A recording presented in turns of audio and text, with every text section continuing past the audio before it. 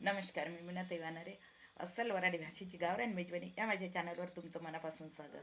आज मी तुम्हाला कटू पण सत्य सांगणार आहे. एकदा मेंढराच्या नेत्यांना मेंढरांना सांगितलं की यावर्षी खूप थंडी आहे आणि थंडीपासून बचाव करण्यासाठी तुम्हाला प्रत्येकाला एक एक लोकरीची शाल दिल्या जाईल आणि तेही मोफत.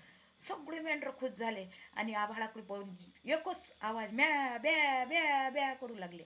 तर मेंढराच्या एका कोकरानं विचारलं मेंढराले की आई, ह्या नेता तर म्हणते की बा तुम्हाला मोफत शाल दिल्या जाईल, पण हा एवढा मोठा पैसा आणील कुठून? हां. तर तेव्हा त्यांच्या गटात भयान शांतता पसरली. तसंच नेत्यांचंही आहे.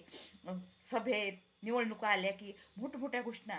राशन फुकट दिल्या जाईल, वीज फुकट दिल्या जाईल, पाणी फुकट दिल्या जाईल, एस टी प्रवास फुकट, लाडक्या बहिणीसारख्या आमिषाच्या योजना दाखवायच्या आणि करायच्या.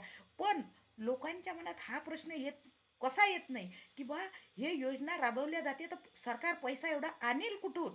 शेवटी तो तर जाणार आहे आपल्याच खिशातून. म्हणून ज्ञानेश्वर महाराज सांगून गेली ज्ञानेश्वरी, माणसा परीस मेंढरं बरी. आवडल्यास लाईक शेअर सबस्क्राईब जरूर करा.